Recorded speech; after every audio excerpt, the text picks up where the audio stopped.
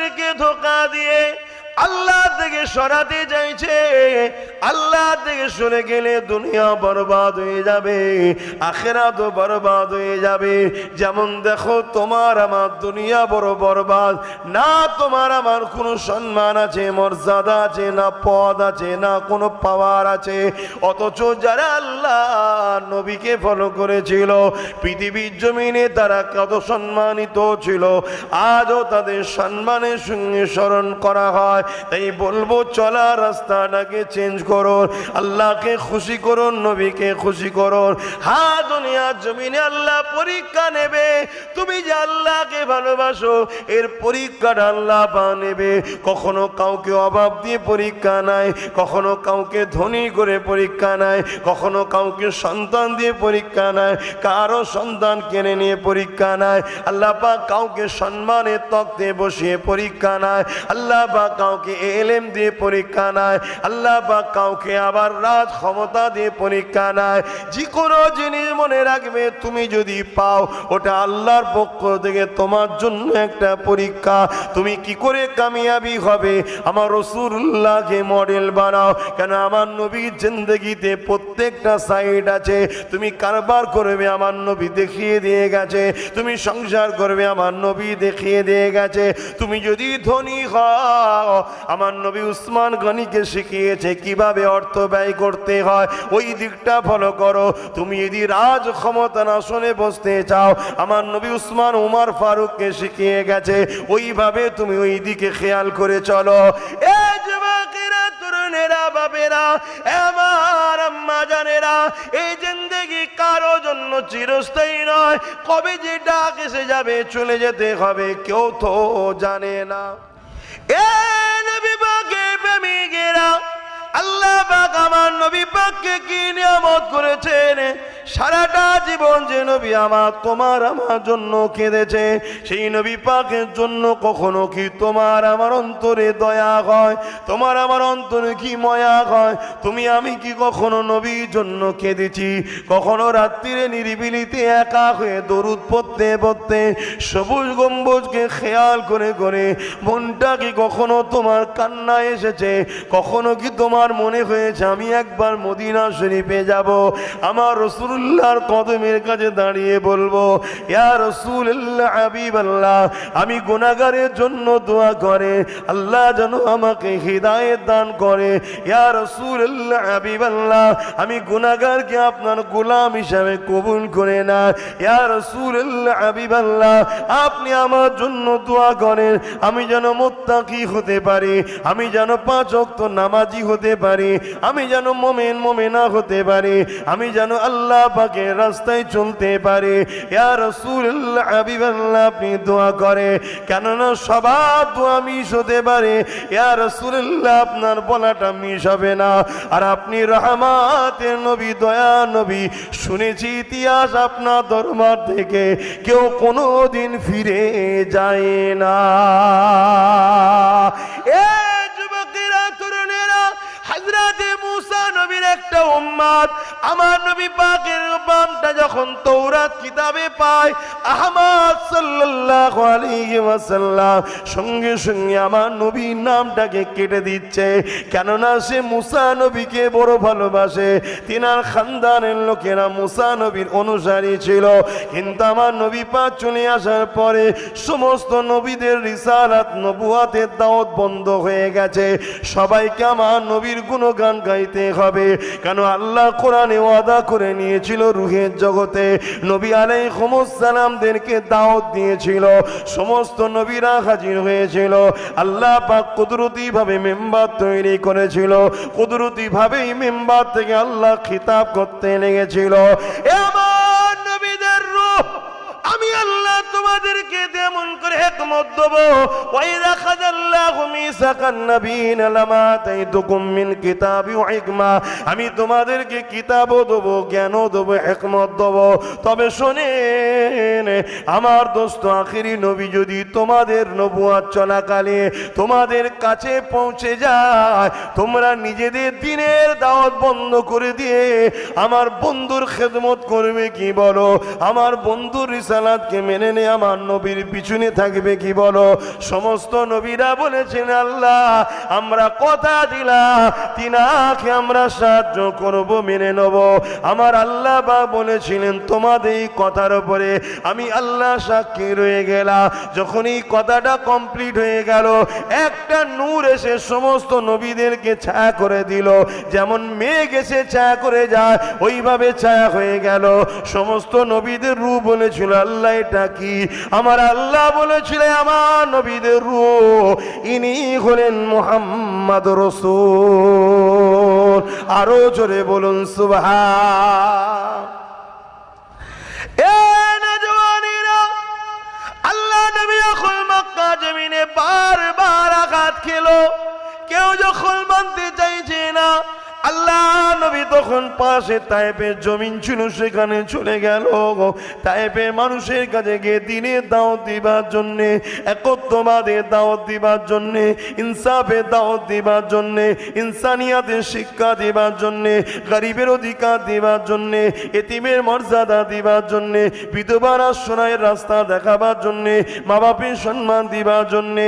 এ যুবকেরা, তরুণেরা, বাপেরা, এক কথায় পৃথিবীর জমিনে শান্তি প্রতিষ্ঠিত করার জন্য আল্লাহ নবী যখন তায়েফের জমিনে যেতে লাগলো, মক্কা জালিমেরা তায়েফের মানুষের কাছে খবর পাঠিয়ে দিল, এ তায়েফের মানুষেরা মুহাম্মদ যাচ্ছে, মুহাম্মদকে তায়েফে ঢুকতে দিও না। কেন? মুহাম্মদ যা বলে সত্য বলে, কিন্তু মুহাম্মদ রাসূলের কথা যদি আম মানুষ শুনে না, দলে দলে তার দিকে যদি চলে যায়, তাহলে তোমাদের এই যে নিজেদের নেতৃত্ব, এই নেতৃত্বটা চলে যাবে। তে আমার রাসূলে পাক সাল্লাল্লাহু আলাইহি ওয়াসাল্লাম যখন তায়েফের জমিনে ঢুকতে লেগেছে, ঢুকার আগে এমন করে বর্ডারে দেখা যায়, রাস্তা বর্ডারে তায়েফের জমিনের মুখেতে এমন করে পাথর নিয়ে ইট নিয়ে এমন করে আমার রাসূলে পাক সাল্লাল্লাহুকে লক্ষ্য করে ছুটতে লেগেছে। আল্লাহ নবী, নূর নবী, দয়া নবী, বেগুনাহ নবী, মাসুম নবী, বাবার নবী, মাখারা নবী, আল্লাহর বন্ধু নবী, যার জন্য কায়নাত হয়েছে, সেই নবী আমার যখন এইভাবে পাথর ছুটতে লেগেছে, যেখানে লাগছে রক্ত ঝরতে লেগেছে, আল্লাহ নবী তাদেরকে লক্ষ্য করে বলে, বাবারা আমি মুহাম্মদকে মেরো না বাবা, আমি তোমাদের দুশমন নয় গো বাবা, আমি তোমাদেরকে জাহান্নাম থেকে বাঁচাবার জন্য এসেছি, আমি তোমাদেরকে অন্যায় থেকে বাঁচাবার জন্য এসেছি, আমি তোমাদের ঘরে ঝগড়া ফাসাদ থেকে বাঁচাবার জন্য এসেছি, আমি মুহাম্মদ তোমাদের জন্য পৃথিবীর বুকে শান্তি প্রতিষ্ঠিত করতে এসেছি, এবং আমি মুহাম্মদ খোদ নিজে আল্লাহর দয়া হয়ে এসেছি। এ যুবকেরা, তরুণেরা, কিন্তু জালিম নিষ্ঠুর পাষাণেরা আমার নবী পাকের কথা শুনল না।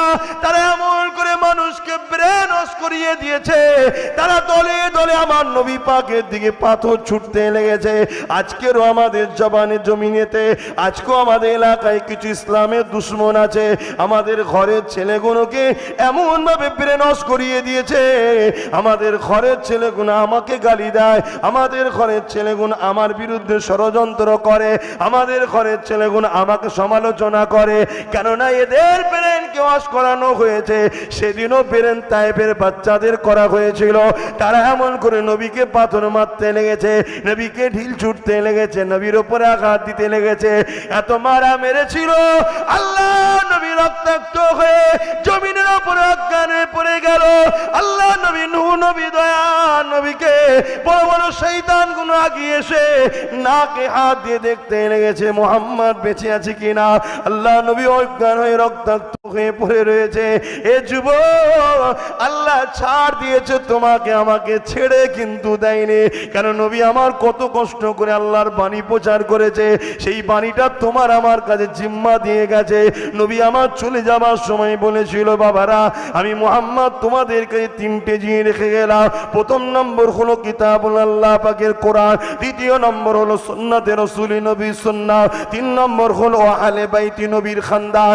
মনে রাখবে কিয়ামতের শেষ দিন পর্যন্ত এই জমিনের উপরে কুরাইশ বংশ থাকবে তাদেরকে তোমাদের পিয়ার করতে হবে, তাদের অনুসরণ করতে হবে, তাদেরকে ধরতে হবে। এটাও নবী পাকের আদেশ, মনে রাখবে। সুন্নাতে রাসূলের জীবন করতে হবে। সুন্নাত কোনটা বলা হয়? আমার নবী যেটা পছন্দ করেছে, আমার নবী যেটা নিজেও করেছে। আর একটা হলো কিতাবুল্লাহ, আল্লাহ পাকের বাণী।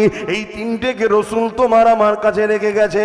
নবী বলেছে এই তিনটেকে মজবুত করে তোরা ধরে রাখবি, দুনিয়াতেও অসুবিধে হবে না, আখিরাতেও চিন্তা থাকবে না।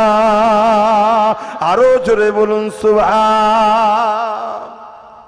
এ যুবকেরা, এ আমার বোনেরা, মা বাপেরা, মনে রেখে দেন, চলতে গিয়ে যদি ভুল হয়ে যায় তওবা করে নেন, এখনো সময় আছে, ইস্তিগফার করুন।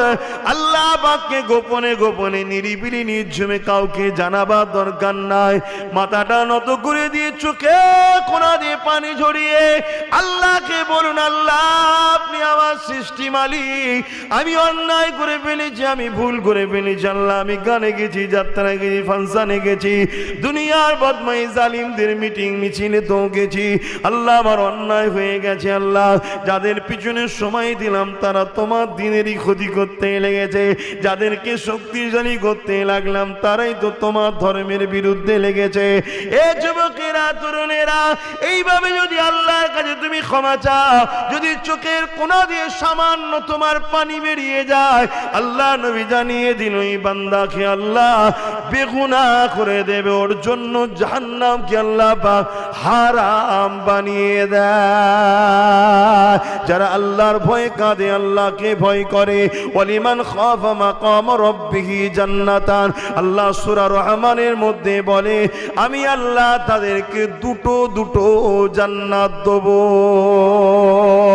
এই যুবকেরা, তরুণেরা, মনে রেখে দেবে, যদি আপনি অন্যায় করে করে দিলটা আপনার পাষাণ হয়ে গেছে, কান্নার জন্য আপনি চেষ্টা করছেন কিন্তু কাঁদতে পারছেন না, আল্লাহ নবী বলে দিলেন তুমি কান্নার মতো মুখটা করে নাও। একজন বান্দা, একজন বান্দি যদি দেখে ফেলে, সে যেন বুঝতে পারে এই বান্দা বান্দিটা তার মালিক আল্লাহ পাকের কাছে কাঁদছে, তওবা করছে, তার মালিক আল্লাহকে স্মরণ করছে। আমার নবী পাক জানিয়ে দিলেন তুমি কান্নাওয়ালাদের মুখটা করে নাও কান্নার মতো, আমার আল্লাহ তোমাকে কান্নাওয়ালাদের সঙ্গে দলভুক্ত করে তোমারও জীবনের গুনাহ মাফ করে দেবে। আরো জোরে বলুন সুবহান। সেই আল্লাহকে ভালোবাসো যিনার হাতে সব ক্ষমতা, যিনি তোমাকে ছাড় দিয়েছে, ছেড়ে দেয়নি। তিনি তোমাকে আমাকে বানিয়েছে ইল্লা লিয়াবুদুন, শুধুমাত্র তিনার দাসত্ব করার জন্য। প্রশ্ন হতে পারে আল্লাহ আপনার দাসত্বটা কি? আল্লাহ কোরআনে জানিয়ে দিলেন মাতাকুমুর রাসূলু ফাখুযুহু ওয়া মা নাহাকুম আনহু ফান্তাহু, আমার নবী যা আদেশ করেছে মেনে নে, আমার নবী যা নিষেধ করেছে ছেড়ে দে। অর্থাৎ আমার নবীকে তোরা মডেল করে নে, আমার নবীকে তোরা আইডল করে নে, আমার নবী যেভাবে চলেছে চল, আমার নবী যেখানে যেতে বলেছে যা, আমার নবী যেখানে নিষেধ করেছে সরে যা, আমার নবী যেটা করতে বলেছে করে দে, আমার নবী যেটা করতে নিষেধ করেছে ছেড়ে দে। তাহলে আমি আল্লাহ তোদেরকে তুলে তো আবার নিয়ে আসবো, তোরা আমার প্রেমিক বান্দা বান্দীদের দলভুক্ত হবে। আমি আল্লাহ তোদের জন্য চির শান্তির জান্নাত দিয়ে দেব। এজন্যই তো আল্লাহ বানিয়েছে। এই হাত দুটো কিভাবে ব্যবহার করবেন দিয়েছে কে? হাত একটু বলবেন না? কিভাবে ব্যবহার করবেন? কার কথায়? আমার কথায় না আল্লাহর কথায়? কেন? কেন তিনি দিয়েছে তো তিনার কথা চলবে না তো কার কথা চলবে? ঠিক না বে ঠিক গো? আর যদি তিনার কথাই হাত না ইউজ করি, অন্যজনের কথাই করি, তাহলে তিনি রাগ করবে না করবে না? তুমিই বলো। আরে মুসলমান ঘরের ছেলে মেয়েরা, তরুণেরা, বাপেরা, আল্লাহ পাক দুটো হাত দিল বান্দারে, এই হাত দিয়ে তুই হালাল ইনকাম করবি বান্দা। এই হাত আমি তোকে দিয়েছি, হাত দিয়ে মসজিদ বানাবি, মাদ্রাসা বানাবি। এই হাত দিয়ে তুই আলেমদের সঙ্গে ওলিদের সঙ্গে মুসাফা করবি। এই হাত দিয়ে বান্দারে এতিম গরিবদেরকে দান খায়রাত করবি। ওরে আমার বান্দা বান্দি রে, তোর চোখের সামনে যখন কোনো অসহায়ের উপরে জুলুম হবে, আমার কোন সৃষ্টিকে কষ্ট দেওয়া হবে, আমার কোন সৃষ্টির উপরে জুলুম হবে, বান্দারে আমি আল্লাহ দুটো হাত দিয়েছি, এই হাত দুই জালিমের বিরুদ্ধে তুই লড়াই করে আমার সৃষ্টিকে মুসলিমের জালিমের হাত থেকে বাঁচাবি। আমি আল্লাহ বলে দিই, কিয়ামতের দিনে যেদিন তুই বিপদে পড়ে যাবি, আমি আল্লাহ আমার রহমতের হাত দিয়ে তোকে জান্নাত দেবো। এ যুবকেরা, এই সম্বন্ধে আল্লাহ নবী জানিয়ে দিলে, লা ইয়ারহামুল্লাহু মান লা ইয়ারহামুন্নাস, যে মানুষের উপরে দয়া করে না সে আল্লাহ পাকের দয়া কখনো পাবে না। তাই মানুষের উপরে দয়া করুন। শয়তানি রাস্তা বেশি দিনের জন্য নয়। আপনি শয়তানি রাস্তাতে যাবেন, মাস্তানি করবেন, লুট করবেন, গুন্ডাগিরি করবেন, গ্যাং তৈরি করে বদমাইশি করবেন। কতদিন করবেন? 10 দিন করবেন, 10 বছর করবেন, 15 বছর করবেন। মনে রাখবেন, তারপরে দুনিয়ার মানুষ যারা আপনাকে তৈরি করেছিল তারাই আপনাকে ধরিয়ে দেবে। তখন আপনি নিজেই পেরেশান হয়ে যাবেন যে কি বিপদে পড়লাম। তাই বলে দিই, ও রাস্তা আমার তোমার জন্য নয়, আমার তোমার জন্য একটাই রাস্তা। ওই রাস্তাটা হল ইহদিনাস সিরাতাল মুস্তাকিম। মুস্তাকিমের রাস্তা। মুস্তাকিম কারা? আল্লাহ কোরআন জানাচ্ছেন, সিরাতাল্লাযীনা আনআমতা আলাইহিম, যাদের উপরে আল্লাহ বা ইনাম দিয়েছে। আল্লাহ কাদের উপরে ইনাম দিয়েছে? আল্লাহ নিজে জানাচ্ছে, মিনান নবিয়্যিন ওয়াস সিদ্দিকিন ওয়াস শুহাদা ওয়াস সালিহিন। এই 4 শ্রেণী হলো আল্লাহর নিয়ামত প্রাপ্ত বান্দা। এদের রাস্তা হলো আমাদের জন্য রাস্তা। এই রাস্তায় থাকলে এ যুবক দুনিয়াতেও বাদশাহী পাবে, আখিরাতেও শান্তি জান্নাত পাবে। আল্লাহ পাক দুটো পা দিয়েছে বান্দা, তোকে আমি দুনিয়ার জমিনে পা দিয়েছি, গানে নয়, যাত্রায় নয়, ফাংশনে নয়। এ বান্দা রে, কোন জালিমদের কাছে যাবার জন্যে নয়, অত্যাচারীদের কাছে যাবার জন্যে নয়। এই পা আমি দিয়েছি, তুই আমার রাস্তায় চলবি। মনে রাখবি বান্দা, হালাল ইনকামের জন্য তুই যখন কদম ফেলবি, প্রতিটা কদমে আমি আল্লাহ 10টা করে নেকি দিই। কোন মানুষ ফজরে নামাজ পড়ে নিয়ে মাঠের দিকে রওনা দিয়েছে যে চাষ করব, তার বিনিময়ে হালাল ইনকাম হবে। মনে রাখবেন, ওই ভাইটা, ওই বাপটার প্রতিটা কদমে কদমে আল্লাহ পাক 40টা করে নেকি দেবে। কোন আমার যুবক ভাই এমন করে সে এলাকায় কোনো কাজ পাচ্ছে না, সে চলে গেছে দূরের কোনো জায়গায়, চলো হেঁটে হেঁটে চলে যায় বা সফরে চলে যায়, গিয়ে সেখানে কোনো হালাল রুজি করব, হারাম নেব না, কোন রকম চিটিংবাজি করব না, ধোঁকা দেব না, লুটব না, চুরি করব না, হারাম দ্রব্য বিক্রি করব না, হারাম খাদ্য খাবো না, হারাম ইনকাম করব না। এই হালালের জন্য সে যদি বেরিয়ে যায়, ওই অবস্থায় সে যদি মারাও যায়, মনে রাখবেন কিয়ামতের দিনে ওই যুবকটাকে, ওই বান্দাটাকে আল্লাহ পাক তার রাস্তায় ছিল বলে শহীদের মর্যাদা দেবে। কেন? ও আল্লাহর জন্য বেরিয়েছে। কেন? আল্লাহ বলেছে হালাল ইনকাম করো। ও গ্রামে বসে কোনো দাদা দিদি দালালি করলে 200 পেয়ে যেত, ও করেনি। ও হালাল খুঁজতে বেরিয়েছে, তাতে 50 টাকা হোক হালাল খাবো। কারো দালালি করে নয়, কারো কাছে ভিক্ষা নিয়ে নয়। শুনছেন তো ভাই? এই অবস্থায় যদি ওর মৃত্যু হয়, অনেক মানুষের ইন্তেকাল কখন হবে কেউ জানে? আল্লাহ ওকে কিয়ামতের দিন যে আমার রাহে চলতে চলতে মরণ হয়েছে, অতএব ওকে জান্নাতি দাও ফেরেশতা। জোরে বলুন সুবহানাল্লাহ। এজন্য তো আল্লাহ পা দিয়েছে। বান্দা, তুই পা নিয়ে আমার মসজিদে আসবি, আমি আল্লাহ পা দিয়েছি, পা দিয়ে তুই মাহফিলে আসবি, এই পা দিয়ে আমার মাহবুব বান্দা ওলিদের দরবারে যাবি, এই পা দিয়ে বান্দা তুই এতিম গরিবদেরকে দেখভাল করার জন্য যাবি, এই পা দিয়ে তুই বিমারিকে দেখতে যাবি। ওরে আমার বান্দারে, এই পা আমি দিয়েছি আমার রাস্তাতে তুই চালাবি।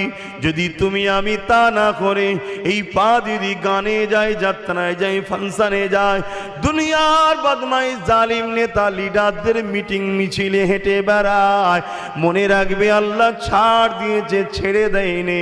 আল্লাহ একদিন ধরবে, পাকড়াও করবে, তোমার মৃত্যুর ঘন্টা একদিন বাজবে। সেদিন তোমার কবরটা কেমন হবে তুমি শুনে রাখো। আল্লাহ নবী জানিয়ে দিলেন 99টা সাপ হবে, কবরটা জাহান্নামের একটা গর্ত হবে, এবং সুম্মা নুফিকা উখরা ফাইযাহুম কিয়ামুন ইয়ানজিরুন, আবার যখন সিংহায় ফু দিয়ে তোমাকে উঠানো হবে, ওই দিনে আল্লাহ তোমার কাছে কিন্তু হিসাব নেবে। শুনছেন তো নাকি? আমরা কি তৈরি আছি হিসাব দিবার?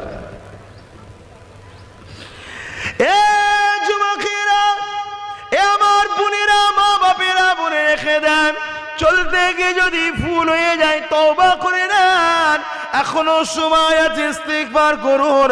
আল্লাহ পাককে গোপনে গোপনে নিরিবিলি নির্ঝুমে কাউকে জানাবার দরকার নাই। মাথাটা নত করে দিয়ে চোখে কোনা দিয়ে পানি ঝরিয়ে আল্লাহকে বলুন, আল্লাহ আপনি আমার সৃষ্টি মালিক, আমি অন্যায় করে ফেলেছি, আমি ভুল করে ফেলেছি। আল্লাহ আমি গানে গেছি, যাত্রায় গেছি, ফাংশনে গেছি, দুনিয়ার বদমাই জালিমদের মিটিং মিছিলে তো গেছি। আল্লাহ আমার অন্যায় হয়ে গেছে। আল্লাহ যাদের পিছনে সময় দিলাম তারা তোমার দিনেরই ক্ষতি করতে লেগেছে, যাদেরকে শক্তিশালী করতে লাগলাম তারাই তো তোমার ধর্মের বিরুদ্ধে লেগেছে। এ যুবকেরা, তরুণেরা, এইভাবে যদি আল্লাহর কাছে তুমি ক্ষমা চাও, যদি চোখের কোনা দিয়ে সামান্য তোমার পানি বেরিয়ে যায়, আল্লাহ নবী জানিয়ে দিন ওই বান্দাকে আল্লাহ বেগুনাহ করে দেবে, ওর জন্য জাহান্নামকে আল্লাহ পাক হারাম বানিয়ে দেয়। যারা আল্লাহর ভয়ে কাঁদে, আল্লাহকে ভয় করে, ওয়ালিমান খাফা মাকাম রাব্বিহি জান্নাতান, আল্লাহ সূরা রহমানের মধ্যে বলে আমি আল্লাহ তাদেরকে দুটো দুটো জান্নাত দেব। এই যুবকেরা, তরুণেরা, মনে রেখে দেবে, যদি আপনি অন্যায় করে করে দিলটা আপনার পাষাণ হয়ে গেছে, কান্নার জন্য আপনি চেষ্টা করছেন কিন্তু কাঁদতে পারছেন না, আল্লাহ নবী বলে দিলেন তুমি কান্নার মতো মুখটা করে নাও। একজন বান্দা, একজন বান্দি যদি দেখে ফেলে, সে যেন বুঝতে পারে এই বান্দা বান্দিটা তার মালিক আল্লাহ পাকের কাছে কাঁদছে, তওবা করছে, তার মালিক আল্লাহকে স্মরণ করছে। আমার নবী পাক জানিয়ে দিলেন তুমি কান্নাওয়ালা মুখটা করে নাও কান্নার মতো, আমার আল্লাহ তোমাকে কান্নাওয়ালাদের সঙ্গে দলভুক্ত করে তোমারও জীবনের গুনাহ মাফ করে দেবে। আরো জোরে বলুন সুবহান। এ নওজওয়ানেরা, এ নবীর উম্মত উম্মতিগণেরা, চলে সবাইকে যেতে হবে, কুল্লু নাফসিন যায়িকাতুল মউত, মৃত্যু সবাইকে জানতে হবে। আল্লাহ পাক তার আগে আমাদেরকে যে কাজটা দিয়েছে ওই কাজটা আমাদেরকে করে নিতে হবে। আল্লাহ কি কাজ দিয়েছে? প্রথমে ঈমান আনতে হবে, তারপরে রাসূলুল্লাহর আদেশকে মেনে নিতে হবে, রাসূলুল্লাহ নিষেধকে ছেড়ে দিতে হবে, তাহলে কবরের জমিনটা তোমার জন্য কামিয়াবি হয়ে যাবে। ওই কবরে তিনটে প্রশ্ন করা হবে। প্রথম নম্বর হলো মান রব্বুকা, তোমার রবকে? তুমি আমি উত্তর দেব রব্বি আল্লাহ, আমাদের রব হলো আল্লাহ। যে আল্লাহকে চেনে তাকে তো দ্বিতীয় তৃতীয় প্রশ্ন করার প্রয়োজন নাই। আল্লাহ বলবেন না প্রশ্ন করো। আল্লাহ পাক কেন করব? কেননা আমার আল্লাহকে আল্লাহ শুধু তুমি আমি মানি তা নয়, অনেকেই আল্লাহকে আল্লাহ বলে মানে। তাই আল্লাহ দ্বিতীয় প্রশ্ন করতে বলবে মা দিনুকা, দরকার, তোমার দিনটা কি? আমি তুমি ইনশাআল্লাহ উত্তর দিয়ে দেবো দিন ইসলাম। তাহলে আর প্রশ্ন করার কি দরকার? যার দিন হলো ইসলাম, যার ধর্ম হলো ইসলাম, যার লাইফ স্টাইলে চলার ব্যবস্থা ছিল ইসলাম, যার রব হলো আল্লাহ, তাকে আবার দ্বিতীয় তৃতীয় প্রশ্নর কি আছে? আমার আল্লাহ পাক বলবে না, আরো প্রশ্ন করো। এই যে ইসলামটা মেনেছে, এই ইসলাম কার থেকে নিয়ে মেনেছে? এর নেতাটা কে ছিল? এর লিডারটা কে ছিল? এর সর্দার কে ছিল? এর পথ প্রদর্শক কে ছিল? তাই আমার রাসূলুল্লাহকে দেখানো হবে এবং বলা হবে ইনি হলেন মুহাম্মদ রাসূল। ইনার সম্বন্ধে তোমার দুনিয়ার জমিনে ভালো তারে কথাগুলো শুনবে। দুনিয়ার জমিনে ধারণাটা কি ছিল এটা তুমি খোলাসা করে বলো। অর্থাৎ আব্বাস সিদ্দিকী, যখন তুমি মাইক পেতে এই নবী নিয়ে কি বলেছো বলো, এই নবী সম্বন্ধে তোমার দরদ কি ছিল বলো। এই নবীর ব্যাপারে তুমি লোককে খুলে খুলে বলতে, না ডেকে ডেকে বলতে, না পাশ কাটিয়ে চলে যেতে। এই ইমাম তুমি যখন মসজিদে দাঁড়িয়ে খুতবা দিতে, এই রাসূল সম্বন্ধে মুসল্লিদেরকে কি শিখিয়েছো, এই মুসল্লিদেরকে কি শুনিয়েছো, এই মুসল্লিদের সম্বন্ধে কি বলেছো, এটা তুমি খুলে খুলে বলো। কেননা আমার আল্লাহ সব কিছু প্রোপাগান্ডা যা তৈরি করেছে, উদ্দেশ্য হলো বন্ধুকে খুশি করা।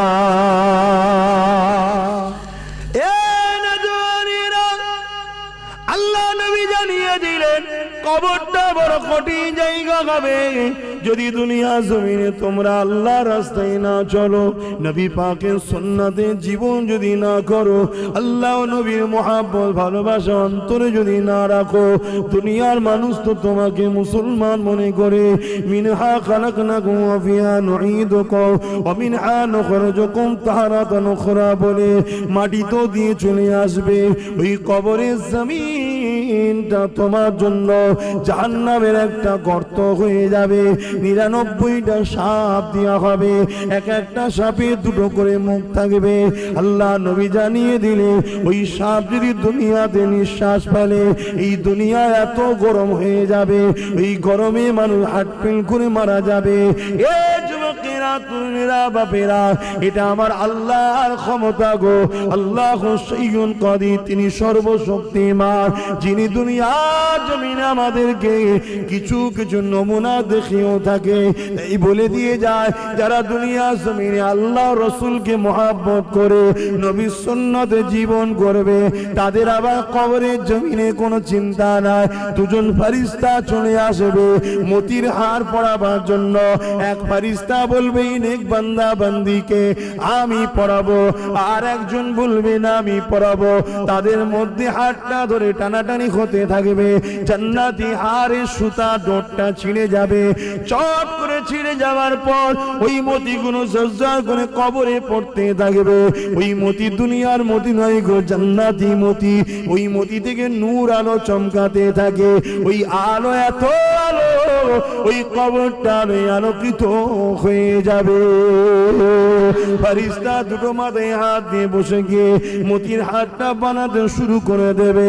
যখনই বানাতে শুরু করবে, এই কবরে বান্দা বান্দিটা বসে বসে দেখবে দুনিয়ার ময়া সব ভুলে যাবে। বাপের কথা, মায়ের কথা, স্ত্রীর কথা মনে পড়বে না। ওই হার বানানো দেখতে থাকবে। হার বানাতে বানাতে বানাতে তৈরি হয়ে যাবে। এদিকে ইসরাফিল সিংহাই ফু দেবে। নাগল দিলে যেমন লালু থেকে জমিন থেকে আলু ওঠে, ওইভাবে মানুষ উঠতে থাকবে। অর্থাৎ কিয়ামতের দিন ঘোষণা হয়ে যাবে।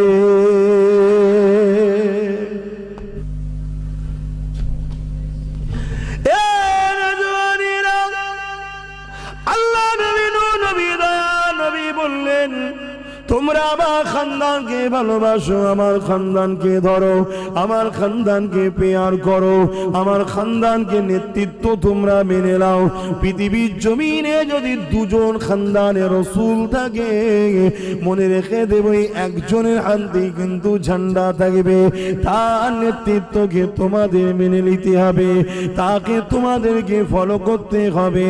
মনে রাখবে হযরত নবী ইউসুফ আলাইহিস সালামের হাতে যখন মিশরের খাদ্য ভান্ডারটা আব্দুল আজিজ যখন দায়িত্ব দেয়, হযরত ইউসুফ আলাইহিস সালাম যখন ওই মিশরের খাদ্য ভান্ডারকে খরচ করতে লাগে, আল্লাহ পাক হুজুরের হাতে এত বরকত দিয়েছিল, ওই খাদ্য ভান্ডার কখনো ফুরিয়ে খতম হয়ে যেত না।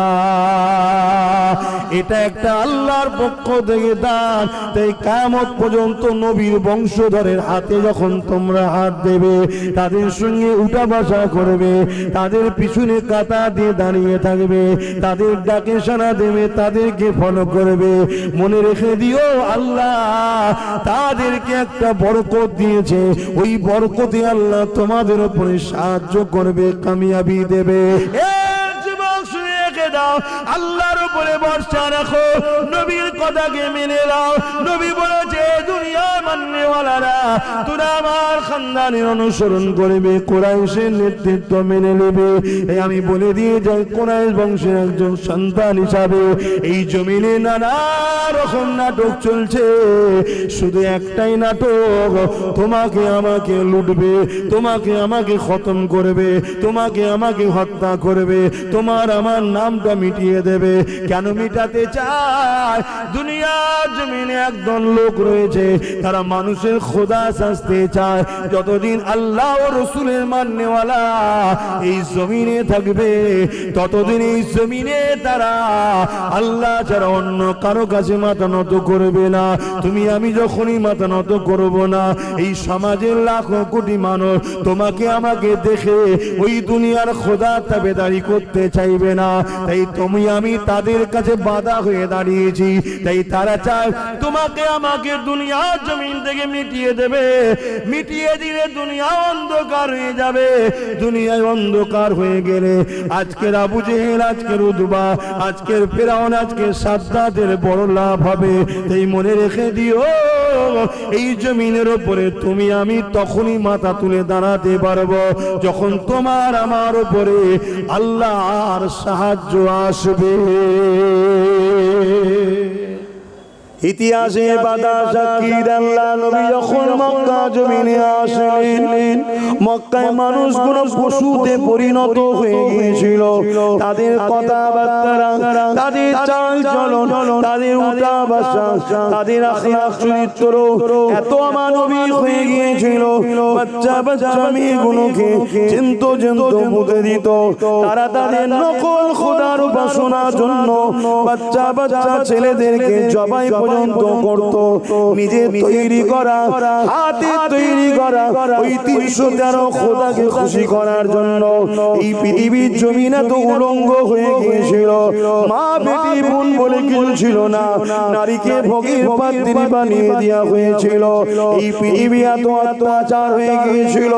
যেমন করে যারা ক্ষমতাশালী শাসক ছিল, তারা গরিবের ঘরে ছেলেদের মেয়েদের কোমরে দড়ি বেঁধে বাজারে বিক্রি করে দিত। নিলামে তোলা হতো। যার অর্থ বেশি থাকতো সে তাকে খরিদ করে নিয়ে যেত। তার উপরে অনেক জুলুম অত্যাচার হতো।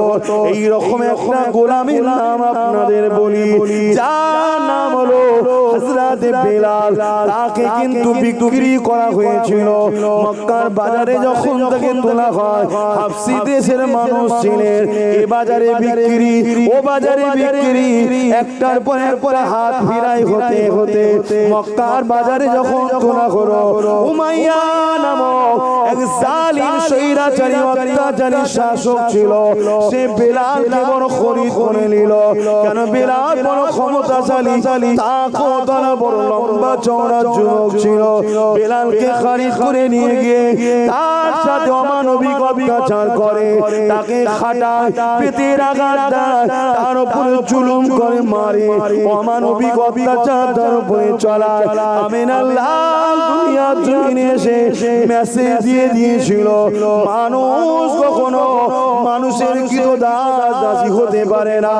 মানুষ হলো আশরাফুল মাখলুকাত, তার একমাত্র মালিক আল্লাহ। সে তার আল্লাহ যারা অন্য কারো দাস দাসী নয়। ঈমান কি জিনিস বেলালকে জিজ্ঞাসা করো। ও হযরতে বেলাল ঈমান কি জিনিস? বেলাল বলে রড গরম করে আমার মুখে ঠেকায় আর বলে মুহাম্মদকে ছেড়ে দে। আমি বলি ছাড়বো না। এই যে বলেছি ছাড়বো না, রাসূল ছাড়তে রাজি নয়, এটাই হলো ঈমান। বেলালকে বলা হয়েছে বেলাল ঈমান কি? বেলাল বলে ভারী পাথর আমার বুকে চাপিয়ে দিয়ে গরম বালির উপরে শুইয়ে দিয়েছে, আমাকে দিয়ে বলেছিল মুহাম্মদকে ছেড়ে দে, মুহাম্মদ রাসূলকে ছেড়ে দে, আল্লাহকে ছেড়ে দে, নাই সত্যি দল ছেড়ে দে, আমাদের দিকে চলে আয়, তোকে আজাদ করে দেবো, গাড়ি বাড়ি ধন দৌলত সব দেবো।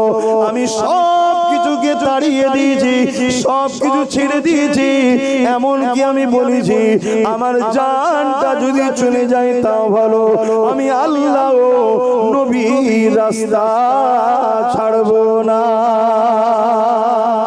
ঈমান কি জিনিস?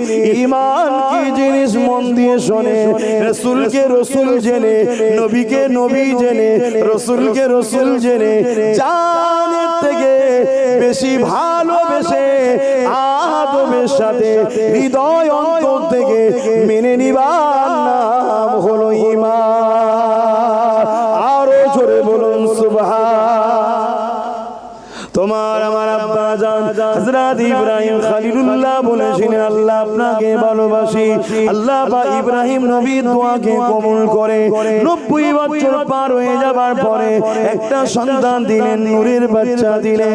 কেননা নবীদের সম্পর্ক হলো জান্নাতি জমিনের সাথে, আর জান্নাত হলো নূর দ্বারা তৈরি।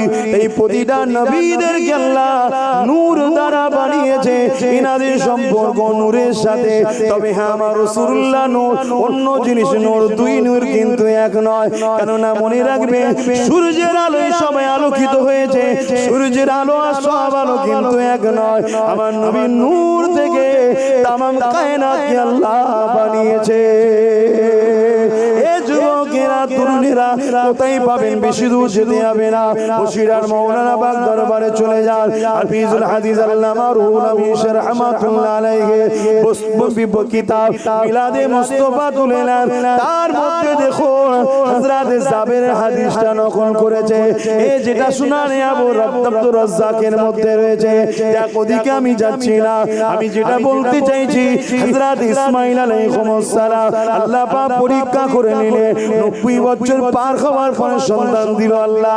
ও আমার নওজোয়ান তরুণীরা, আল্লাহ তো তিনি যিনি বাপ মা ছাড়া আদমকে সৃষ্টি করেছে, আল্লাহ তো তিনি যিনি বিনা পুরুষ ছাড়া ঈসা নবীকে বানিয়েছে, আল্লাহ তো তিনি বাপ মা রয়েছে তথাপি অপবিত্র ছাড়া আমিনা আল্লাহকে দুনিয়ায় পাঠিয়েছে। আল্লাহ তো তিনি যিনি দুনিয়া আখিরাতে একমাত্র মালিক, সেই আল্লাহ যে আছে সেই রকমই রয়েছে। কেন আল্লাহ শুরু নেই শেষ নেই, লাম ইয়ালিদ ওয়া লাম ইউলাদ, তিনি কারো থেকে সৃষ্টি নয়, তিনার থেকে কেউ সৃষ্টি নয়। ওয়া লাম ইয়াকুল লাহু কুফুয়ান আহাদ, তিনি এক অদ্বিতীয়, তিনার সমকক্ষ কেউ নাই। আল্লাহু সাইয়্যুন কাদির, আল্লাহ হলেন সর্বশক্তিমান। হে আমার নওজোয়ানেরা, সেই আল্লাহর উপরে ভরসা রাখো, সেই আল্লাহকে ভালোবাসো, সেই আল্লাহকে রুকু সিজদা দাও। তিনার পাঠানো নবী রাসূল হযরত আমিনা আল্লাহর মুহাম্মদ রাসূলকে নেতা হিসাবে, লিডার হিসাবে, পথ প্রদর্শক হিসাবে মেনে নাও। এই নওজোয়ানেরা তরুণেরা, আব্বা জান ইব্রাহিম আলাইহিস সালামের ছেলে দুনিয়ায় আসলে এত বছর পর আল্লাহ সন্তান দিয়েছে, বাপ কতটা খুশি হবে। আপনারা তো বাপ হয়েছেন, ভেবে দেখো। এই যুবকেরা আল্লাহ বা আওয়াজ দিয়ে দিলেন ইব্রাহিম তোমার বাচ্চাকে আর তোমার স্ত্রীকে ওই দূর এলাকা মরুভূমি যেখানে খড় নাই, গাছ নাই, বাড়ি নাই, লোক নাই, ওই এলাকাতে তুমি রেখে দিয়ে আসো। আব্বা জান হযরত ইব্রাহিম আলাইহিস সালামকে আল্লাহ পাক আরো পরীক্ষা নিয়েছে। এই যুবকেরা ওই দিকে বলতে গেলে আমি আমার রাসূলুল্লাহ কথা আর বলতে পারবো না, কেননা সময়টা দিকে খেয়াল করতে হচ্ছে। তাই চলে আসুন আমার রাসূলুল্লাহ দিকে আসি। আরে যাকে না বানালে আল্লাহ জমিন বানাতো না, আসমান বানাতো না, চাঁদ বানাতো না, সূর্য বানাতো না, কোনো কিছুই বানাতো না। সেই নবী পাক আল্লাহ দ্বীনের বাণী নিয়ে যখন তায়েফের জমিনে গেল, তায়েফের নিষ্ঠুর পাষাণ সন্ত্রাসীরা বাচ্চাগুলোকে খুলিয়ে দিল। তারা আমার নবী পাকের উপরে আঘাত করতে লাগলো, আল্লাহ নবীকে পাথর ছুঁড়ে ছুঁড়ে মারতে লাগলো। এ নওজওয়ানেরা, আল্লাহ নবীর নূরের শরীর থেকে রক্ত প্রবাহিত হতে লেগেছে, আমার নবী পাকের রক্ত জমিনে পড়তে লেগেছে। আরে এত রক্ত বেরিয়েছে, নবী পাকের জুতা মোবারক রক্তে লাল হয়ে গেছে।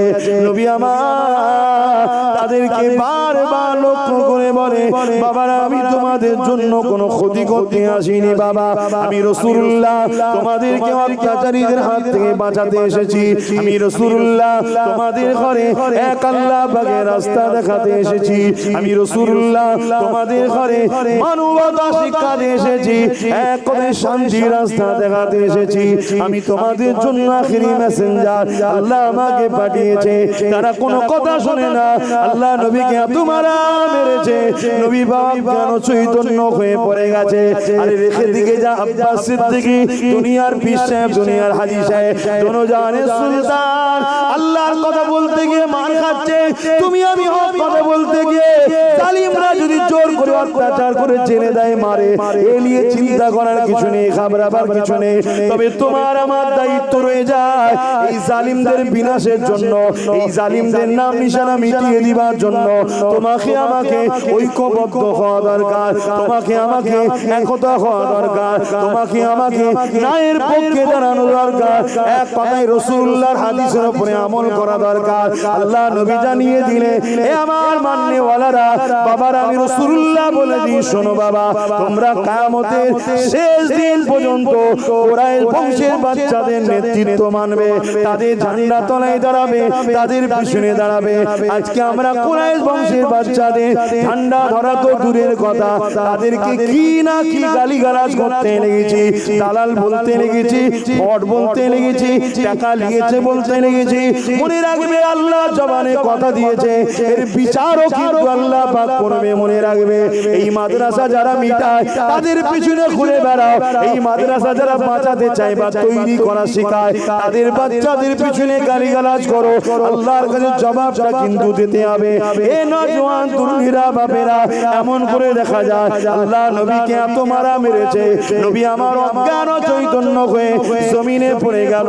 আল্লাহর ফেরেশতারা কাঁদে, আল্লাহর ফেরেশতারা দুবার কেঁদেছিল। একবার যখন আব্বা জান ইব্রাহিম আলাইহিস সালাম নিজের বাচ্চার গলায় ছুরি চালাতে লেগেছে, আল্লাহর ফেরেশতারা তখন কেঁদেছিল, ও আল্লাহ কি প্রেমকে বলে নিজের বাচ্চাকে আপনার জন্য জবাই করতে লেগেছে।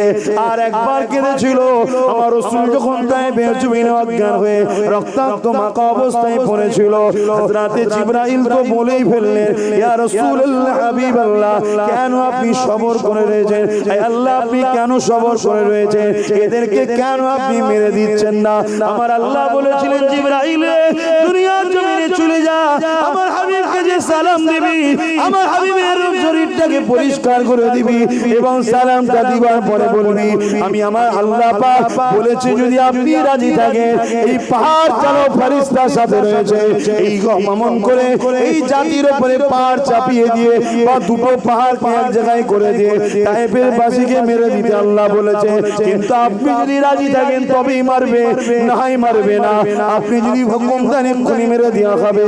হযরতে জিবরাইল চলে আসলো, আল্লাহ নবীকে সালাম দিল, আল্লাহ পাকের হুকুম নবী পাকের হুঁশ ফিরল, সালাম দিল, জবাব দিল। হযরতে জিবরাইল বলে, ইয়া রাসূলুল্লাহ, হাবিবাল্লাহ, সমস্ত ফেরেশতারা কাঁদতে লেগেছে, আল্লাহ পাহাড় চালো ফেরেশতাকেও পাঠিয়েছে, আপনি যদি হুকুম করেন তায়েফবাসীকে দুই পাহাড়ের মাঝখানে চিপে মেরে দেওয়া হবে বা পাহাড় চাপিয়ে তাদের উপরে চাপিয়ে দেওয়া হবে। এই নবী আমার এই কথা শুনলো, রক্তাক্ত হাত আসমানের দিকে তুলে দিয়ে বললেন, হে আমার আল্লাহ, আপনি এদেরকে মারবেন না, এদেরকে আযাব দেবেন না, এরা আমাকে চেনে না বলে তাই মেরেছে। এদের ছেলে একদিন না একদিন আমাকে নবী জেনে, আপনাকে আল্লাহ জেনে তিনি ইসলামের হক ধর্মের কাতারে দাঁড়িয়ে যাবে। চিন্তা করে দেখো, আমার নবী যদি ইউনুসের বদদুয়া করে দিত, নারাজ হয়ে যেত। ইব্রাহিম আবজাত ইউনুস নবীর বদদুয়ায় তার কওম যদি ধ্বংস হয়ে যায়, আর জাতির বদদুয়ায় তার কওম, নবীর বদদুয়ায় তার কওম যদি ধ্বংস হয়ে যায়, সামুদ নবীর বদদুয়ায় তার কওম যদি ধ্বংস হয়ে যায়, আমার নবী যদি বদদুয়া করে দিত তুমি আমি একদিন জাহান্নামে থাকতাম, আমার নবী পাকের দুআয় আল্লাহ তোমার আমার উপরে আযাব দেয়নি। আজও নবী পাক রওজা মোবারকে তোমার আমার জন্য কাঁদছে। এত অন্যায় করার পরও এখন আল্লাহ নবীর খাতিরে আযাব দেয়নি। আরে জোরে বলুন সুবহান। চিরস্থায়ী পৃথিবী নয়, আজ আছে কাল চলে যেতে হবে। আল্লাহ পাকের কাছে জবাবটা দিতে হবে। এ যুবক তাই বলি আজ সময় রয়েছে, এখনই তওবা করে নাও। বাকি জিন্দেগিটা আল্লাহ রাসূলকে খুশি করে চলো, নবী পাকের সুন্নাতে চলো, আল্লাহ পাকের দাসত্ব করে জিন্দেগি কাটাও। এ যুবকেরা তরুণেরা ভুল যদি হয়ে যাবার পর কোনো বান্দা বান্দি তওবা করে না, আমার আল্লাহ পাক ওই বান্দা বান্দিকে যেমন মায়ের পেটে সন্তান যখন বাহির হয় বেগুনাহ থাকে, ওই রকম আল্লাহ পাক বেগুনাহ বানিয়ে দেয়।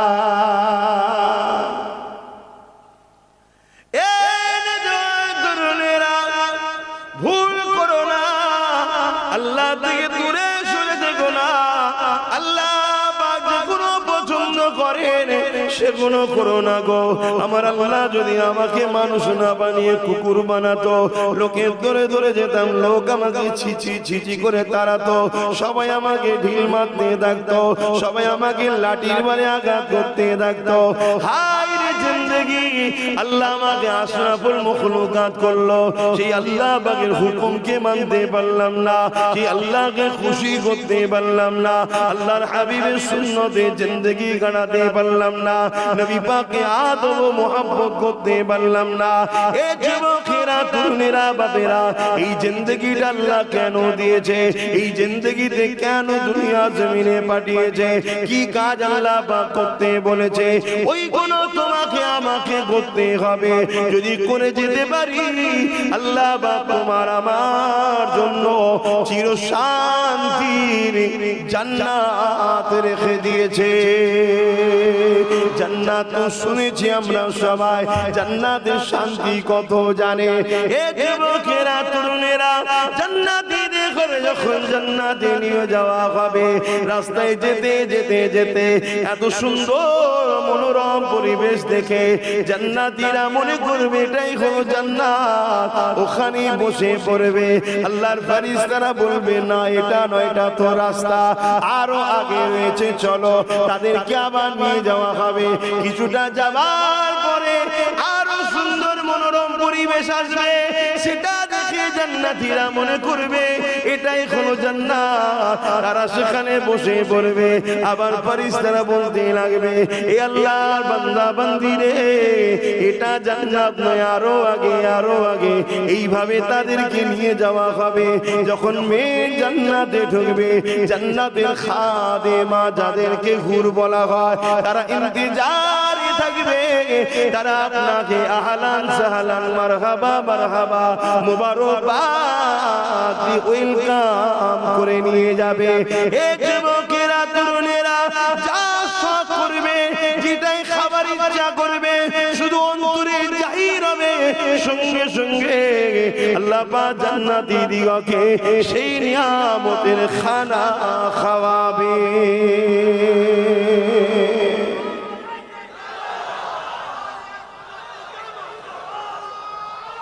আল্লাহ, কেউ আপনাকে বলল তুমি এখানে একটা বাজার দাও বা দোকান দাও বা কারবার দাও, কিছুদিন লস করলো, একদিন তোমার লাভ হবে, এত লাভ হবে লসটাও উঠে যাবে। আমরা যেই ব্যবসা করি প্রথমে একটু লসে খদ্দের ধরার জন্য করি না কি গো? তাহলে এই সুন্দর নিয়ামতের জান্নাত লিবার জন্য দুনিয়ায় লস তো নয়, তারপরও চোখের নেশা, যেটা একটু গান, একটু যাত্রা, একটু নাচ, একটু মদ, একটু জেনা, একটু ব্যভিচারী, এইসব চোখের নেশা, এতে কি শান্তি আছে? বলুন, এতে শান্তি না, এতে আরো অশান্তি বেশি। আরে আসো আমার রাসূলুল্লাহর দিকে আসো। আমার নবীর কদমে যারা এসেছিল শান্তি কি জিনিস তারাই পেয়েছে। মাত্র একটা কাপড় ছিল স্বামী স্ত্রী, একটা কাপড়। আর আজকে আমাদের বাড়িতে 1 ডজন 2 ডজন করে আছে, শান্তি আছে? শান্তি নেই। কিন্তু সাহাবীর একটা কাপড়, রোজ ফজরের নামাজ পড়ে সালাম দেই ফিরাই সাহাবী পালিয়ে যায়, দোয়া না করে চলে যায় ঘরে। একদিন এক সাহাবী রাসূলকে আগে থেকে বলে দিয়েছে আপনার ওই সাহাবীটার নামাজ পড়েই সালাম ফিরিয়েই চলে যায়, দোয়া চাই না। আল্লাহর নবী পরের দিন সালাম ফিরিয়েই ঘুরে যায়, সাহাবী উঠে যাচ্ছে, এ সাহাবী যাচ্ছ কোথায়? চোখ দিয়ে পানি বেরোনো শুরু হয়ে গেছে। হুজুর আমাকে ইজাজত দেন, বসো। এত তারা কিসের? কি হয়েছে তোমার? রোজ তুমি চলে যাও কেন? চোখ দিয়ে পানি ঝরছে। আল্লাহ নবী সাহাবী বলে, ইয়া রাসূলুল্লাহ হাবিবাল্লাহ, আপনি যদি কিছু বলেন চুপ থাকাটা আমার জন্য ধ্বংসের কারণ হয়ে যাবে। কেন আপনার আদেশটা মানা হলো আল্লাহর আদেশ মানা। আপনি যখন বলেছেন কি হয়েছে আমাকে তো মুখে রাখা যাবে না।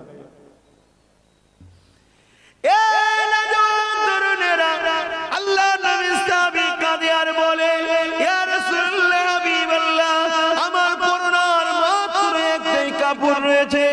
এই কাপড় পরে যখন আমি নামাজ পড়তে আসি, আমার স্ত্রী নিজেকে ঘরের মধ্যে লুকিয়ে রাখে বা একটা গর্তের মধ্যে সে নিজেকে লুকিয়ে রাখে। ইয়া রাসূলুল্লাহ হাবিবাল্লাহ, আমি নামাজটা পড়ে নিয়ে দ্রুত গিয়ে কাপড়টা খুলে নিজেকে গর্তের মধ্যে বা কোণেতে লুকিয়ে ফেলি। এই কাপড়টা আমার স্ত্রীকে দিয়ে দিই, ওই স্ত্রী কাপড়টা পরে নামাজটা আদায় করে। ইয়া রাসূলুল্লাহ হাবিবাল্লাহ, ফজরের সময় তো শেষ হতে যায়, এই দোয়া করতে গেলে ওয়াক্ত চলে যাবে, নামাজটা স্ত্রীর কাজা হয়ে যাবে। তাই আমি দোয়া না চেয়ে রোজ দ্রুত চলে যায়। এই কথাটা শোনার সাথে সাথে আল্লাহ নবীর চোখ দিয়ে পানি জারি হয়ে যায়, সাহাবাদের চোখ দিয়ে পানি জারি হয়ে যায়। আল্লাহ নবী আসমানের দিকে হাত তুলে বলতে লেগেছে, হে আল্লাহ, আপনার জন্য আমি মুহাম্মাদের জন্য এরা প্রেম ভালোবাসা করতে গিয়ে আজকে এরা কোন জায়গাতে পড়ে আছে।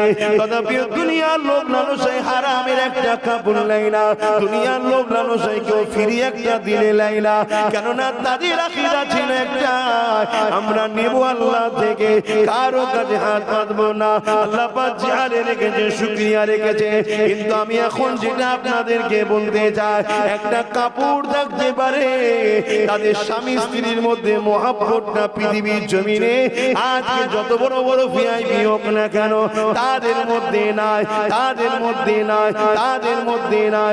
পৃথিবীর নম্বর 1 ধনী হতে পারে, পৃথিবীর নম্বর 1 শক্তিশালী দেশের রাজা হতে পারে, পৃথিবীর নম্বর 1 শিক্ষিত হতে পারে, কিন্তু সাহাবীর সংসারে যে শান্তি ছিল, স্বামী স্ত্রীর মধ্যে যে ভালোবাসা ছিল, ওই ভালোবাসাটা পৃথিবীর জমিনে নাই।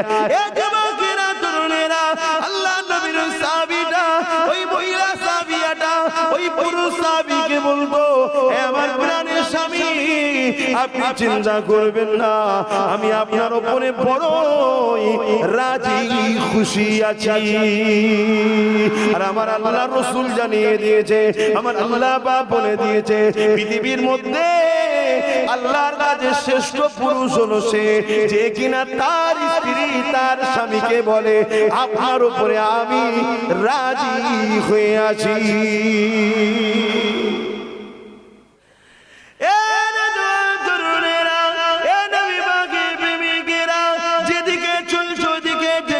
তোমাকে ফিরে আসতে হবে, ওটা হাকিকাতে তোমার জিন্দেগি নয়। ওই রাস্তা তোমার জন্য ধ্বংসের জন্য, ওই রাস্তা তোমাকে বরবাদ করে দেবে। দুনিয়ার জমিনে যারা ইবলিসের চারা রয়েছে, যারা তোমাদেরকে আল্লাহ রাসূলকে ভোলাবার জন্য গান দিয়েছে, আল্লাহ রাসূলকে ভোলাবার জন্য সিনেমা দিয়েছে, আল্লাহ রাসূলকে ভোলাবার জন্য তোমাকে এমন করে নাচ গান দিয়েছে, তোমাকে মদ দিয়েছে, হারাম খাদ্য দিয়েছে, আল্লাহ রাসূলকে ভোলাবার জন্য তোমাকে সমাজে ছোটখাটো একটা একটা করে পদ দিয়ে দিয়েছে।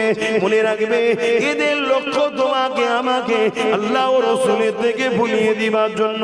কেননা যতদিন তুমি আমি আল্লাহ ও রসুলকে মনে রাখবো, আল্লাহ ও রসুলের দিকে থাকবো, নবীর সুন্নাতে জিন্দেগি করব, সব কিছুর উপরে আল্লাহ ও রসুলকে মহব্বত করব, ততদিন তোমার আমার হৃদয়ে ঈমান থাকবে। এই ঈমান যতদিন থাকবে পৃথিবীর কোন শক্তি তোমাকে আমাকে মিটাতে পারবে না। এই জন্য দুনিয়া বড় প্ল্যান করে তোমাকে আমাকে মিটাবার জন্য তোমাকে আমাকে লোভ লালসা দিয়েছে, তোমাকে আমাকে গান ধরিয়েছে, তোমাকে আমাকে যাত্রা ধরিয়ে দিয়েছে, তোমাকে আমাকে সিনেমা ধরিয়েছে। আবার কোন শয়তান তোমাকে আমাকে খেলার নামে ডেকে নিয়ে যায়, ডেকে নিয়ে যে ওই জায়গায় অর্ধউলঙ্গ নারীর নাচ দেখাতে লেগেছে। এই যুবক দেখে দাও, এইরকম ভাবে তুমি দুনিয়ার জালে জড়িয়ে যাও, এই শয়তানদের জালে যদি জড়িয়ে যাও, তাহলে মনে রাখবে খুব শিগগিরই সেদিন আর বেশি দিন না এই জমিনের উপরে তোমাদের উপরও শাস্তি আসবে, আযাব আসবে। সেদিন তুমি দিশেহারা হয়ে যাবে, তা থেকে রক্ষা পাবে না। যুগে যুগে নবীরা বুঝিয়েছে, আজ নবীদের গোলাম হিসাবে বুঝায়, আমার রাসূলুল্লাহ সাহাবাদের বুঝিয়েছে, সেই নবীর গোলাম হিসাবে তোমাদেরকে বুঝায়। হ্যাঁ অন্যায় হয়ে গেছে, তওবা করে নাও। হ্যাঁ ভুল হয়ে গেছে, ক্ষমা আল্লাহর কাছে চেয়ে নাও। নবী আমার জানিয়ে দিলেন, যখন কোন বান্দা বান্দি অন্যায় করতে যায়, ভুল করতে যায়, খাতা করতে যায়, নাফরমানি কাজ করতে যায়, আল্লাহ পাক যে কোনো অপছন্দ করে ওই রাস্তায় যায়, তখন আমার আল্লাহ ওই বান্দা বান্দিকে ডাকতে থাকে, ওরে আমার বান্দা রে আয়, আমি আল্লাহ আমার রাস্তায় ফিরে আয়, আমার কাছে মাথা নত করে দে, আমার কাছে খুলে আয়, আমার কাছে ক্ষমা চা। আমার মতো দয়ালু আল্লাহ তুই পাবি না। কার পাল্লাই পরে তুই গান শুনতে চলে গেলি, কার পাল্লাই পরে তুই সিনেমাতে চলে গেলি, কার পাল্লাই পরে তুই যারা আমি আল্লাহ সঙ্গে শিরক করেছ ওই মুশরিকদের কাছে চলে গেলি, কাদের পাল্লাই তুই পরে এটা খুলবি? এ আমার বান্দা রে, আমি তোর মালিক, আমি যদি তোকে দুটো পা না দিতাম তাহলে তুই হাঁটতে পারতিস না, আমি আল্লাহ যদি তোকে দুটো চোখ না দিতাম তাহলে তুই দেখতে পেতিস না। বান্দা এই জমিনের উপরে তুই কি দেখিস নি? অনেকের পা দিবার পরও বিভিন্ন অ্যাক্সিডেন্ট এই পাকে আমি কেটে নিয়েছি, অনেককে চোখ দিবার পরও বিভিন্ন অ্যাক্সিডেন্টে চোখকেও নষ্ট করে দিয়েছি। ওই আমার বান্দা রে, আমি আল্লাহ তোকে সুযোগ দিলাম, ফিরে আয়, তওবা করে নে, আমি আল্লাহ তোর জীবনের গুনাহ মাফ করে দেব। আরো জোরে বলুন সুবহান।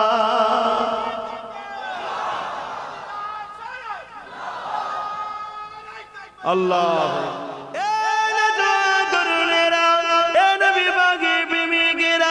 সামান্য পানি থেকে আমরা পালাবার যদি চেষ্টা করি, এ থেকে বড় লজ্জা আর কি হতে পারে? সামান্য যদি ঝড় থেকে আমরা পালাবার চেষ্টা করি, এ থেকে বড় লজ্জা কি হতে পারে? অথচ আল্লাহর ওলিদেরকে দেখো, তারা জিন্দেগিটা কাটিয়ে দিয়েছে আল্লাহর জন্য, রাসূলের জন্য কাটিয়ে দিয়েছে। ইমাম রাসূলের সাহাবাদের যদি জীবনীটা দেখো, হযরতে বেলালের কথা সবাই শুনেছো, এ যুবকেরা তরুণেরা বাপেরা, হযরতে খাব্বাব হুজুরের কথা সবাই শুনেছো।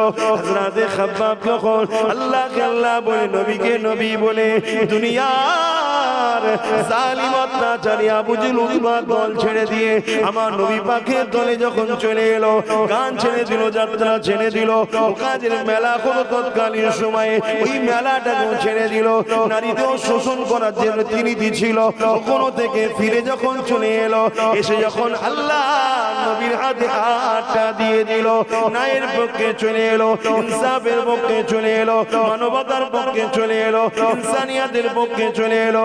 নারীরা মায়ের জাত, ওই মায়ের জাতকে সম্মান মর্যাদা দিবার যে রাসূল শিক্ষা দিয়েছে, সেই রাসূলের দিকে যখন চলে এলো, তখন আবু জেহেল উতবা সাইবা তাদের হাতে রাজ ক্ষমতা ছিল। তারা আমার রাসূলুল্লাহ সাহাবী হযরতে খুবাইবের উপরে কম জুলুম করেনি, হযরতে খাব্বাবের উপরে কম জুলুম করেনি। কি জুলুম করেছিল? এক যুবকেরা আগুন তৈরি করে ওই আগুনের উপরে খাব্বাবকে বসিয়ে রাখলো, আর এই কোমরের গোশতগুলো ওই আগুনে পুড়তে শুরু করতো। ঘরে যখন কেউ দেখবেন কাবাব তৈরি করে, ওই গোস্তকে শিকের মধ্যে দিয়ে যখন আগুনের উপরে দেওয়া হয়, দেখবেন এই গোস্ত থেকে পানি ঝরে ঝরে ঝরে ঝরে ওই আগুনে পড়তে থাকে। অনেক সময় আগুনটা নিভিয়ে যায়, আর গোস্তটা আস্তে আস্তে পুড়তে পুড়তে পুড়তে পুড়তে ফুলে ছিল ছোট হয়ে যায়। হযরতে খাব্বাব হুজুরের কোমরের গোস্ত থেকে রস বেরোতে বেরোতে আগুনগুলো বন্ধ হয়ে যায়। আবার আগুন জালিমরা ধরায়, আবার খাব্বাব হুজুরকে বসায়, আবার আগুনটা নিভিয়ে যায়, আবার আগুনটাকে ধরানো হয়, আবার বসানো হয়। এ যুবক শুনে রেখে দাও, এইরকম শাস্তি তো তোমায় দেওয়া হয় রে। তোমাকে মসজিদে যেতে বললে যাচ্ছ না, তোমাকে আযান দিলে তুমি শুনছো না, তোমাকে মাহফিলে আসতে বললে যাচ্ছ না। মনে রেখে দিও, কাল তুমি আল্লাহর ঘরের দিকে যাবার জন্য ছুটবে, কিন্তু আমার আল্লাহ তোমাকে নেবে না। ওই জায়গায় দেখবে পাহারাদার দাঁড়িয়ে আছে। কে পাহারাদার? দুনিয়ার জালিমরা তাদের সৈন্যকে দাঁড় করিয়ে দেবে, তোমাকে ঢুকতে দেবে না, তোমাকে মারবে। এখন দরজা খোলা রয়েছে, তুমি যাচ্ছ না। এই সুযোগটাতে জালিমরা খমন করে সুযোগটাকে কাজে লাগিয়ে দিয়ে তারা পাহারাদার লাগিয়ে দেবে। তখন তুমি যাবার জন্য ছুটবে, কিন্তু আল্লাহ তোমাকে তখন নেবে না। এখনো সময় আছে, আল্লাহর ঘরের দিকে ফিরে আসো, মাথাটা নত করো, রব্বি রব্বি করে আওয়াজ তোলো, চোখের কোণা দিয়ে পানি ফেলো। আমার আল্লাহ নবী জানিয়ে দিলেন, ওই পানিটা যদি মাছির মাথা দিয়েও ক্ষুদ্র হয়ে যায়, আমার আল্লাহ পাক তাদেরও জীবনের গুনাহকে মাফ করে দেয়। নবী আমার আরো বলেছে, যদি তুমি কান্নার চেষ্টা করো কিন্তু চোখ দিয়ে পানি বেরোতেছে না, মুখটাকে কান্নার মতো করো। একজন বান্দা দেখলে যেন বলে, ওই বান্দাটা তার আল্লাহ পাকের কাছে কাঁদছে, ওই বান্দাটা তার আল্লাহর কাছে কাঁদছে, ওই বান্দাটা তার রহমান রহিম গফুরের কাছে কাঁদছে। ওই আমার উম্মত উম্মতি রে, আমি রাসূলুল্লাহ জানিয়ে দিই, আমার আল্লাহ এত দয়ালু, তোমার এই কান্নাওয়ালা মুখটাকে দেখে কান্নাওয়ালাদের সঙ্গে শামিল করে দিয়ে আল্লাহ তোমারও জীবনের গুনাহ মাফ করে দেয়। আরো জোরে বলুন সুবহান।